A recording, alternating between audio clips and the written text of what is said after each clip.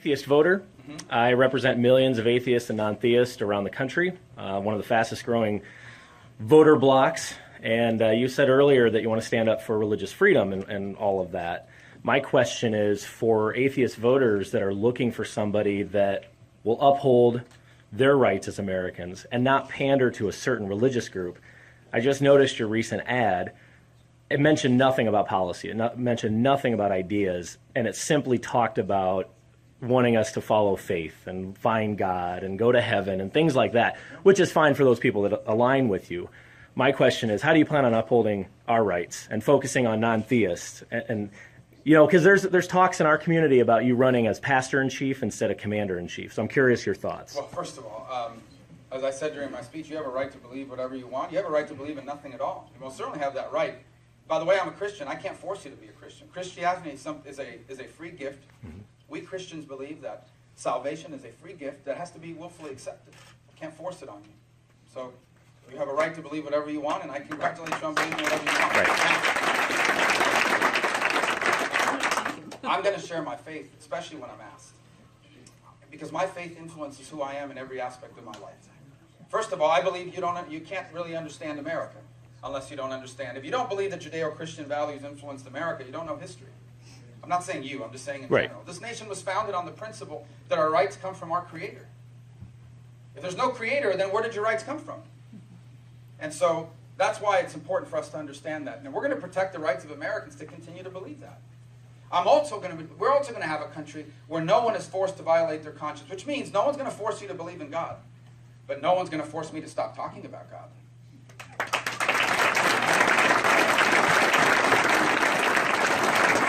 I'm not going to force you to pray. I'm not going to force you to go to church. I'm not going to force you to aspire or to espouse beliefs that you don't have. But no one's going to take away my right and your right to live out the teachings of your faith. No one. And I'm present. And I respect very much your willingness to stand up and ask that question, because I know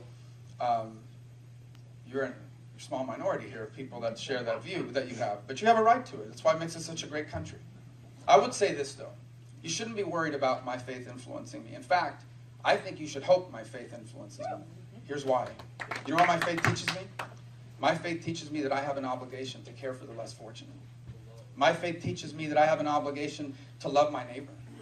My faith teaches me that I have an obligation for those who are hungry to help try to feed them, for those who are naked to help clothe them. My faith teaches me I need to minister to those in prison. My faith teaches me that if I want to serve Jesus, I have to serve each other. And I think you should hope that that influences me. And I want to be very clear about something. And not only am I a Christian, and not only am I influenced by my faith, but it is the single greatest influence in my life. And from that, I'll never hide. And I'll tell you why. Because I know that if I'm lucky, I get to live to be 85 or 90, depending on what life expectancy becomes with all this new medicine. But I'm more interested in eternity and the ability to live forever with my Creator. That you don't believe in, but I do. And that's what I aspire to more than anything else.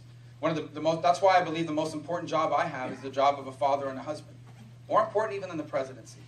Because I only have a handful of years to teach and instruct my children with the right values, not just to allow them to succeed in life, but more importantly, to also achieve, to be able to accept the gift of eternity.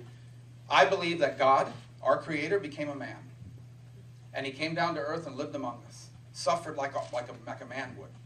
Emotions, physical suffering, emotional suffering, pain, illness, sickness, sadness. And then He died. And He died to remove sins that we couldn't remove up to that point. They could only be covered, but they couldn't be removed. And as a result, I now have the free gift of the opportunity to live forever with my Creator. And I believe that passionately, and it influences every aspect of my life.